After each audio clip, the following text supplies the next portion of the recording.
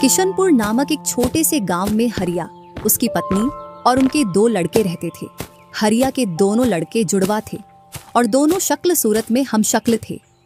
जो कोई भी व्यक्ति उनको देखता तो वो पहचान नहीं पाता कौन रामू कौन राजू है इन दोनों में से। एक शाम हरिया अपनी पत्नी से बोलता है, अब तो बुढ़ापा आ गया और अब पहले जैसे हाथ पैर भी नहीं चलते। हाँ, अब आपकी और मेरी उम्र हो गई है, अब मुझसे भी घर का काम नहीं होता। क्यों ना रामू और राजू के लिए सुंदर लड़कियां देखकर उनकी शादी कर दी जाए। हाँ भाग्यवान, तू बोल तो सही रही है, लेकिन मुझे रामू की फिक्र है क्योंकि उसे काम में आलस आता है और वह कैसे अपना गुजारा कर पाएगा। बातें करते करते दोनों सो जाते हैं।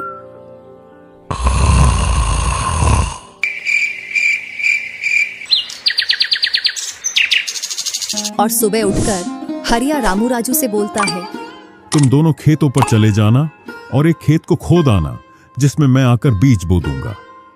और आज मैं अपने दोस्त से मिलने के लिए पास ही के गांव में जा रहा हूं। 2 दिन में लौट कर आऊंगा। हरिया तैयार होकर दूसरे गांव की ओर निकल जाता है और रामू राजू भी खेतों की ओर चल देते हैं। दोनों खेतों में जाकर काम करने लग जाते हैं। रामू ठहरा कामचोर। वह थोड़ी देर काम करने के बाद एक पेड़ की छांव में जाकर लेट जाता है। इधर राजू को सुबह से शाम हो जाती है और वह आधा खेत खोद देता है।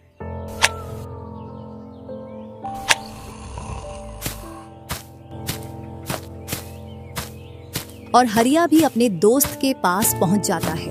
अरे भाई हरिया, कैसे आना हुआ? तुझसे मिलने की इच्छा हुई तो मिलने आ गया। चल अच्छा है, पहले भोजन करते हैं, इसके बाद गप्पे लड़ाएंगे। दोनों साथ में भोजन करते हैं। हाँ भाई हरिया, सुना सब कुशल मंगल? हाँ भाई, सब कुछ कुशल मंगल है। अब तो तेरे दोनों लड़के शादी के लायक हो गए होंगे। हाँ, दोनों शादी के लायक हो गए हैं और खासकर मैं तेरे पास इसीलिए आया हूं कि कहीं दोनों लड़कों के लिए लड़कियां देख आऊं। वैसे अपनी भी 2 बेटी हैं और दोनों खूब होशियार और चंचल है। अब दोनों की भी उम्र शादी के लायक हो गई है। अगर तुझे कोई एतराज ना हो तो क्यों ना इस दोस्ती को रिश्तेदारी में बदल दी जाए। इतना सुन हरिया बड़ा खुश होता है। जब वह दोनों लड़कियों को देखता है तो दोनों बहुत ही सुंदर थीं।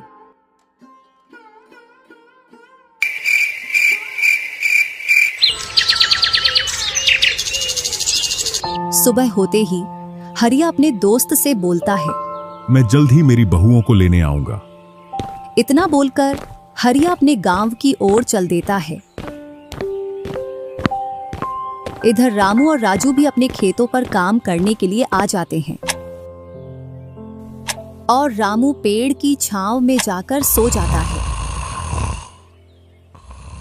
इधर राजू अपने काम में लगा रहता है। शाम होने को आ जाती है और हरिया भी अपने खेतों के पास आ जाता है। रामू की आंख खुलती है तो हरिया उसको आता हुआ दिखता है, तो वह खेत में जाकर काम करने लग जाता है। चलो घर, अब शाम हो गई और खेत भी पूरा खुद गया है।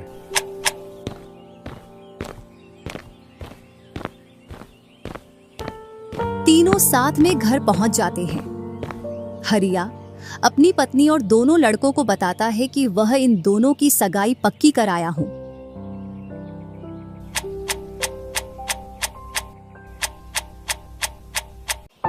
और वह कुछ दिन बाद दोनों का विवाह कर देता है। ऐसे ही कुछ वर्ष निकल जाते हैं।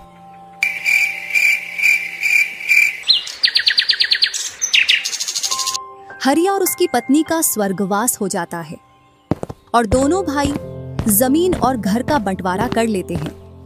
रामू अपने आलसी पने की वजह से खेतों में काम करने नहीं जाता और दिन भर घर में ही पड़ा रहता। इधर राजू अपने खेतों में दिन रात मेहनत करता है, जिससे रामू और राजू की फसलों में अंतर स्पष्ट दिखाई देता है। एक दिन रामू राजू से बोलता है, तूने अच्छा खेत रख लिया और मुझे यह खराब खेत दे दिया जिससे तेरी फसल अच्छी हो रही है और मेरी फसल कमजोर। कोई ना, अगली फसल पर खेत बदल लेंगे।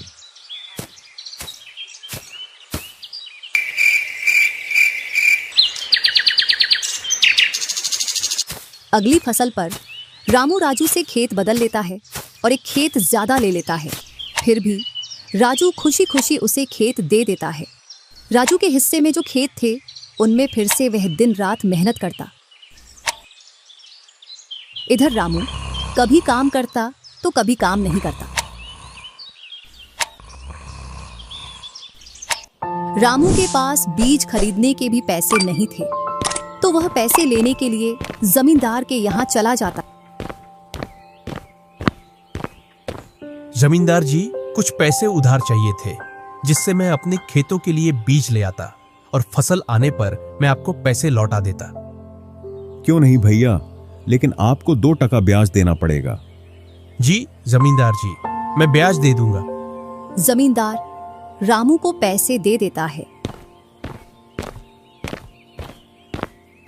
और रामू उनसे कुछ बीज लाकर अपने खेतों में बो देता है। इधर राजू अपनी फसल की रोज देखभाल करता और रामू बोकर आया उसके बाद से अपनी फसलों को देखने के लिए भी नहीं गया। वहीं अपने घर में पड़ा रहता और दिन रात सोता रहता।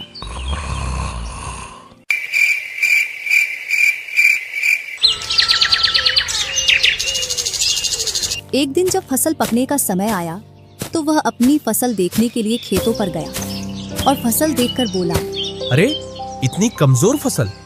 मैंने खेत बदल लिया, फिर भी लगता है मेरी ही किस्मत खराब है। जो भी जमीन में लेता हूँ उसमें अच्छी फसल होती ही नहीं है। ऐसे कहते हुए वह अपने घर आ जाता है और अपनी पत्नी से बोलता है, राजू की फसल तो अच्छी है, बस हमारी फसल ही कमजोर है। ऐसा कैसे हो सकता है? ऐसा तो होगा ही। दिन रात जो घर में पड़े रहते हो और खेतों में समय समय पर दवाई पानी नहीं दोगे तो फसल ऐसी कमजोर रहेगी। फिर बोलते हो किस्मत खराब है। किस्मत नहीं, मेहनत करनी पड़ती है। चल चल, मेरे को मत सिखा। अगर किस्मत ना हो तो कुछ भी नहीं होता। अगर मेहनत से कोई बड़ा बनता तो सबसे पहले गधा बड़ा बनता, क्योंकि उसके बराबर कोई मेहनत नहीं करता। और जो मजा जिंदगी में सोने में है वह मजा और किसी चीज में नहीं। बस इनको तो सुला दो, सोने के अलावा और कोई काम ही नहीं है।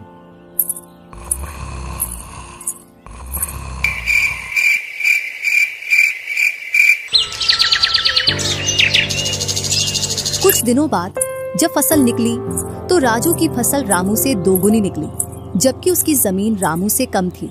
रामू फसल को देखकर बोलता है, इस फसल को बेच कर आऊं या खाने के लिए रखूं? इधर जमींदार जी को भी पैसे देने हैं। अब इतनी सी फसल से कैसे काम चलेगा पता नहीं।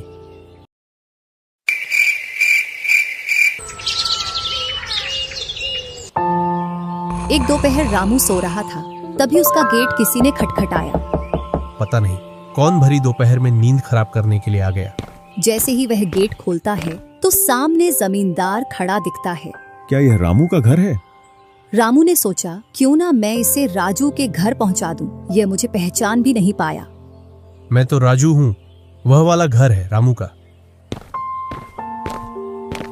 जमींदार सामने वाले घर पर जाकर गेट को खटखटाने लगता है। राजू गेट खोलता है और बोलता है, क्यों भाई, इतनी तेज गेट को क्यों खटखटा रहे हो? मैंने आपके रुपए लेकर खा लिए क्या? हाँ भैया रामू, तुमने मेरे जो पैसे लिए थे उन्हीं को लेने के लिए आया हूँ।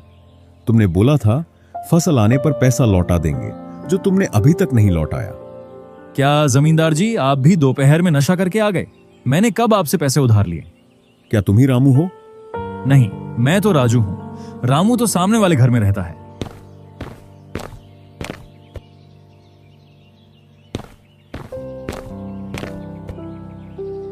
भरी दोपहरी में जमींदार का सर चकरा जाता है और वह अपने घर चला आता है और घर पहुंचकर मुनीम से बोलता है, ऐसा लगता है मुझे कि जो पैसे रामू के दिए थे वह पैसे अब लौटकर नहीं आने वाले। क्यों, ऐसा क्या हुआ जो पैसे वापस नहीं आ रहे हैं? रामू और उसका भाई दोनों हमशक्ल हैं और दोनों बोल रहे हैं कि रामू वह है, रामू वह है। और उन दोनों ने दोपहर भर मुझे इस घर से उसे घर दौड़ाया। जमींदार जी, पैसे निकालने की मेरे पास एक स्कीम है। बोलो कौन सी स्कीम है? मुनीम जमींदार जी के कान में पूरी स्कीम बताता है।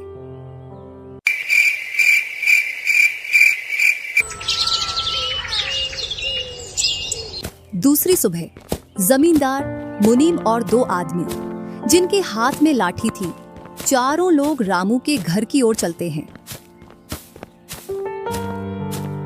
जैसे ही रामू के घर के पास पहुंचते हैं तो जमींदार और दोनों लोग थोड़ी दूर रुक जाते हैं। अरे रामू भैया, बाहर निकलो, मैं पास ही के गांव से आया हूँ। जरूर जमींदार होगा, मैं आज गेट खोलूंगा ही नहीं। मैं तुम्हारी ससुराल से आया हूँ। तुम्हारे ससुर साहब ने तुम्हारे लिए कुछ रुपए और कुछ आभूषण भेजे हैं, क्योंकि बुढ़ापे की वजह से उनसे यहाँ तक आने की नहीं बन पा रही थी, इस वजह से उन्होंने मुझे भेजा है। इतना सुन रामू के मन में लालच आ जाता है और वे फटाक से गेट खोल देता है। कहाँ है पैसे और धन? क्या तुम्हारा ही नाम रामू है? हाँ, मेरा ही नाम रामू है। कहाँ है धन? यही पास में रखा है, चलो दोनों उठा लाते हैं। वह मुनीम के साथ चल देता। थोड़ी दूर चलने के बाद मुनीम जमींदार जी को बुला लेता है। जमींदार और दोनों लोग रामू के पास आ जाते हैं। लाओ मेरे पैसे लौटाओ, ब्याज समेत। मैंने आपसे पैसे नहीं लिए। ये ऐसे नहीं मानेगा। अब तुम दोनों के हवाले करता हूं, तुम चाहे जैसे इससे पैसे निकालो। और दोनों आदमी रामू को लठ से मारते हैं। रामू चिल्लाता हुआ, अरे भाई रुको, अरे भाई रुको, मत मारो, अरे भाई रुको, मत मारो। इधर वह दोनों रामू में दे लठ लठ बरसा रहे थे। तभी राजू गेट खोलकर देखता है तो रामू पर कुछ लोग लठ से वार कर रहे थे। तो वह दौड़कर उनके पास आता है और बोलता है, अरे भाई रुको। इस रामू ने आज से 5 महीने पहले मुझसे पैसे लिए थे। जब लौटाने की बारी आई तो बहाने कर रहा था।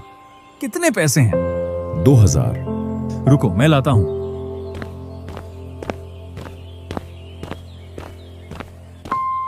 राजू रुपए लाकर जमींदार को देता है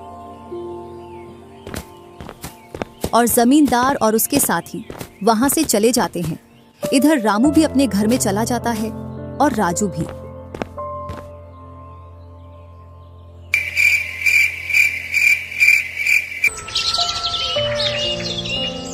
कुछ दिनों बाद दोनों भाई अपना अपना खेत खोदने के लिए खेतों पर पहुंच जाते हैं।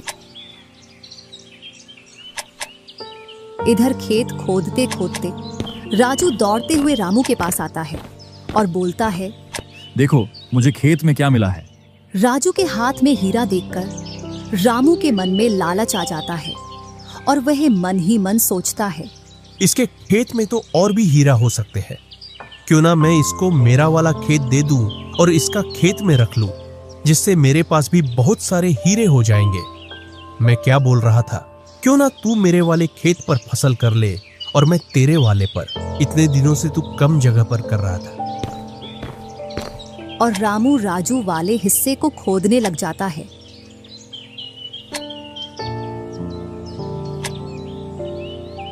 शाम तक पूरे खेत को खोद देता है, लेकिन उसे उसमें कुछ भी नहीं मिलता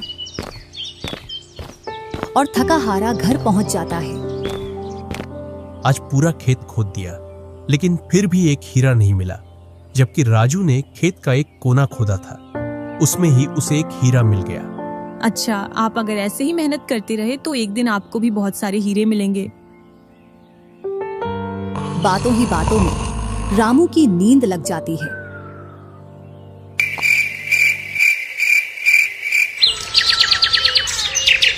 और जब सुबह होती है तब वह बोलता है, आज जैसी नींद मुझे कभी नहीं आई। हाँ, अगर तुम ऐसे ही मेहनत करते रहे तो आपको रोज ऐसी नींद आएगी। और रामू उसे वर्ष राजू की तरह अपने खेतों में मेहनत करता है और दोनों की फसलें बराबर निकलती हैं,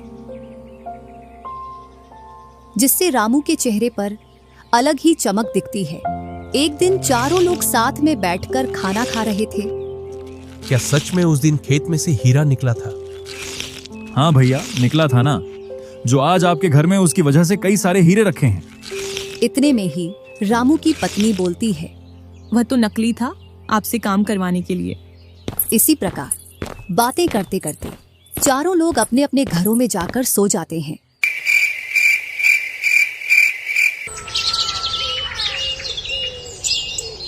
सुबह होते ही तुम दोनों को राजा साहब ने राजमहल बुलाया है। वह दोनों भाई सेनापति के साथ चल देते हैं। अब पता नहीं कौन सी आपदा आ गई। कुछ नहीं, कुछ अच्छा काम होगा, तभी तो हमें बुलाया है। दोनों राजा के पास पहुंच जाते हैं। हमने सुना है इस वर्ष तुम्हारी फसल सबसे अच्छी निकली है और आपने इस बार सबसे ज्यादा राजकोष में कर दिया है। इसी का आप दोनों को इनाम दिया जाता है। दोनों भाइयों को आपके गांव में इनाम के रूप में दुगनी जमीन दी जाती है।